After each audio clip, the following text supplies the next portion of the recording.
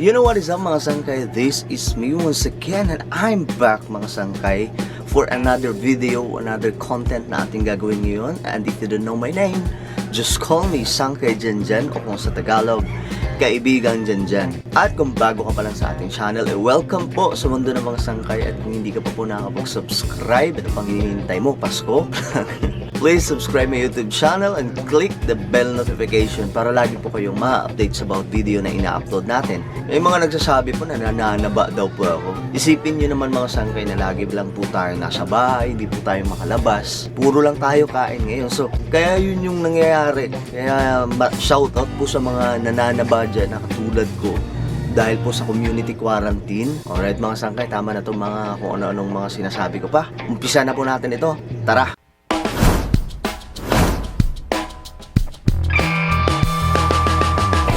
Alam nyo mga sangkay, yung video na to talaga is may mga pagagalitan ako ngayon. Nakita nyo naman siguro yung thumbnail ko, yung title ko.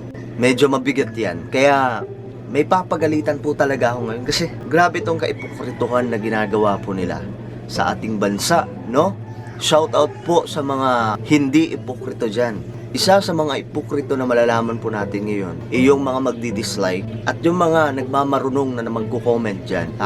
Isa yan sila sa kabilang sa ipokrito. Shoutout po sa lahat ng ipokrito na makiki-join sa content na to. Welcome po.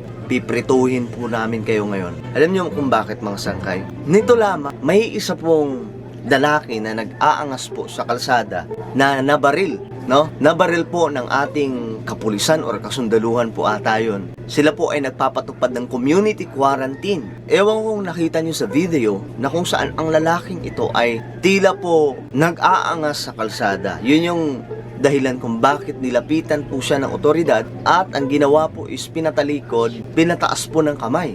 So habang nakataas po yung kamay niya, sinabihan ng otoridad na dumapa. Ngayon, ayaw ng lalaking tong dumapa. Maya-maya po mga sangkay, instead na dumapa, humarap po ng bigla. At that time pa lang nung humarap po siya, pwede na po siyang barilin. Pero hindi po ginawa ng ating mga otoridad. Dahil syempre, hindi naman to mga hangal para gawin kaagad yung pagbabaril sa isang tao. Hindi pa nakontento nung humarap. Tila kinausap yung mga kasundaluhan natin na parang tropa lang na nagsasabing pusasan nyo na ako. Nung sinasabi niyang pusasan nyo ako, wala po sa ayos yung forma niya. Maangas pa rin. So hindi po pwede nalapitan po kaagad yun ng authority dahil po sa forma ng kanyang pangangatawan at sa pananalita na tila, sige, pusasan nyo ako. Pusasan nyo na ako. So hindi po basta-basta lalapit yung mga pulis doon. So ang nangyari, pinapadapa pa rin po siya. Pero instead na dumapa mga sangkay, maya-maya po, kinuha niya po yung bag niya. At nung kinukuha niya po yung bag niya, hindi po yung kuha na dahan-dahan. Kumukuha po siya ng bag na tila ang angas po ng dating na parang may kukunin po talagang baril na nakita naman po yan sa video. Mabilisan po yung pangyayari guys. Parang may kukunin po siyang baril sa kanyang bag. Siyempre yung ating otoridad, alerto na at that time. So ang nangyari po is binaril si kuya. Nung nabaril yung lalaking yon, kalaunan namatay din po mga sangkay. After ng pangyayaring to, na-post yung video sa social media at naibalita din. Siyempre mga sangkay, may mga bias na report dyan at meron ding matino. Pero ang napanood ko na balita ay dito sa GMA7 na maayos po yung pagkakadeliver ng kanilang balita tungkol doon. Pero hindi ko po alam sa kabila kung paano binalita. Alam nyo naman yun kung sino yung tinutukoy ko. Kasi nung nakita ko nga po yung thumbnail nila sa video sa YouTube, ang nakalagay po doon, Justice for Zuanzo. Parang ganun po mga sangkay. So possible po talaga bias yung balita. Ngayon mga sangkay, itong mga ipokritong tao sa social media ay naglabasan. Shout out po sa lahat ng ipokrito. Ang lulupit nyo. Galit na galit sa gobyerno kasi inuutusan daw kasi talaga ni Duterte itong mga kapulisan at kasundaluhan natin na barilin yung mga pumapalag, na barilin kahit inosente. Ang sabi po ng family ng lalaking to, may mental disorder or hindi maayos yung mental health niya. Dati po siyang sundalo. Hindi natin alam kung totoo yun or hindi. But let's say, totoo yun. Okay, let's say, totoo yun. Okay, may mental disorder siya. May mental problem siya.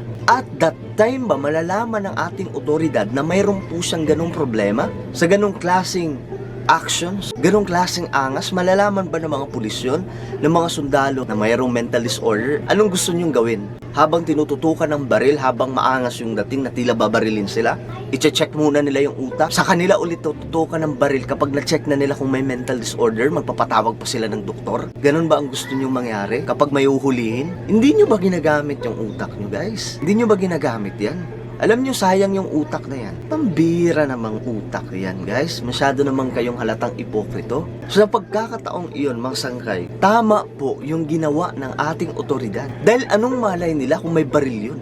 E di mababaliktad yung mangyayari. Sila po yung mababaril. Alam mo nyo, marami na pong nadidisgrasya ngayon na pulis, sundalo dahil po sa community quarantine. Yun nga po yung dahilan kung bakit galit na galit po yung ating Pangulo. Na sinabi niya kapag may pumalag dyan na tila gagawa po ng krimen, barilin na. Lalong-lalo na itong mga terorista at mga komunista. Alam nyo guys, hindi malalaman nila na may mental problem pala yung lalaking yun kung totoo man mga sangkay at that time. Dahil at that time, may puwersa pong nangingibabaw na kung saan hindi nila alam kung ano ang dala ng lalaking yun nung biglang bumunot. Dahil kitang-kita naman sa video kung paano siya bumunot, hindi po basta-bastang bunot ng yun, mga sangkay, kundi para po talagang may isang weapon po siyang dala na tila pwedeng pumatay sa ating otoridad. So yun yung dahilan na binaril po ng ating mga otoridad yung lalaking yun. So tama lamang po ang ginawa ng otoridad dahil anong malay nila kung baril po yung kukunin at sila po yung mabaril. Ang dami na pong nagbuwis ng buhay ng mga sundalo, kapulisan dahil po sa pandemic. Huwag naman po sanang gustuhin natin na dagdagan pa po yung malalaga sa kanilang grupo. So nag-ingay po yung mga kontrabida sa gobyerno. Lalong-lalo na po itong mga mangmang na ilang kabataan dyan na mga kampe sa mga komunista. Kinundina po nila yon dahil hindi daw po tama yung kapulisan o yung mga kasundaluhan. Sarap yung pagkukutusan isa-isa eh. Ang lalakas nyong magsalita laban sa pamahalaan sa pangyayaring to. Pero nagsalita ba kayo sa 11 na mga kasundaluhan natin na pinatay ng mga terorista habang nagpapatupad po ng community quarantine? Nagaling pa po naghatid ng relief goods o namigay ng mga relief goods? Na-ambush sila. Kasi anong malay nila? May pandemic, hindi nila alam na may plano pala itong mga terorista. So sa nakakalungkot na balita, hinatid po sila dito sa Metro Manila na kung saan bangkay na po. Kaya I salute them. Nakakaiyak man po yung nangyari na nagpapatupad lamang po sila ng community quarantine at galing pa po namigay ng relief goods. Tapos ganun pa yung isinalubong sa kanila ng mga terorista. While pandemic, dapat ceasefire muna. Pero itong mga ipokritong to, wala tong pakialam nung namatay po yung ating mga kasundaluhan. Ni-post ng simpatya sa social media sa ating mga bayaning sundalo, hindi po nila nagawa. Pero ito, na mayroon pong nag-angas na lalaki na tila papatayin na po yung ating mga otoridad, dito po sila nagngaw-ngaw. Pero itong 11 na mga sundalo na pinatay ng mga terorista habang nagpapatupad ng community quarantine, wala po silang pakialam doon. Ni makisimpatya. Alam nyo, hindi lang putos dapat yung ginagawa sa inyong mga ipokrito kayo. Dapat sinisipa kayo palabas ng bansa. Doon kayo manirahan sa North Korea. Total, mga komunista naman yung utak niyo eh. Sinasabi nyo, hindi naman po ako dilawan. Hindi daw po siya dilawan. Hindi daw po sila dilawan. Hindi daw po sila anti-government. Naglalabas lamang po sila ng opinion. Unggoy. Kunwari ka pa, ayaw mo lang matawag na dilawan. Pero yung ginagawa mo, halatang halata naman. Bad trip talaga ako sa mga taong to eh. Sobrang ipokrito. Nung namatay po yung 11 na sundalo, hindi man lang makapag-hashtag ng justice, praying for their family, we salute you. Di nila nagawa eh. Kasi nga ipokrito sila. Nakakabanas na lang. Wala ba kayong awa sa ating mga kasundaluhan? Wala ba kayong awa sa ating mga kapulisan? Na dahil po sa pagsisilbi sa bayan, ang dami na pong nai-infect ng mga kapulisan. Tapos konting mali lang po nila, sisisihin na po natin sila. At kadalasan pa hindi naman talaga mali. Hinahanapan lang natin ng mali kasi gusto nating mapuna ang gobyerno. Wala ba kayong puso? Wala ba kayo neto? Alam nyo guys, may utak naman kayo na binigay ng Diyos, pero hindi nyo ginagamit yan.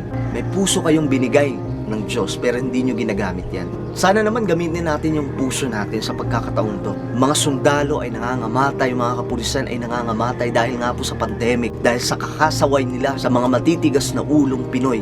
Na-ambush po sila dahil sa community quarantine. Tao din po sila, maawa naman po tayo. Sila po yung dahilan kung bakit safety po yung Pilipinas kahit papano. Dahil sa totoo lang, kung wala sila ngayon, malamang sa malamang, itong mga kababayan nating matitigas ang ulo, nagsasabong yan sa kakalsadahan, nagbo-boxing pa rin yan sa kakalsadahan, nagsusugal pa rin yan sa kakalsadahan, nagkakalat pa rin yan sa kakalsadahan. Minsan ba pinasalamatan mo yung ating Philippine Forces dahil sa kanilang kabayanihan? Alam nyo, kahit hipokrito kayo, mahal pa rin kayo ng Diyos. Sana magbago na kayo.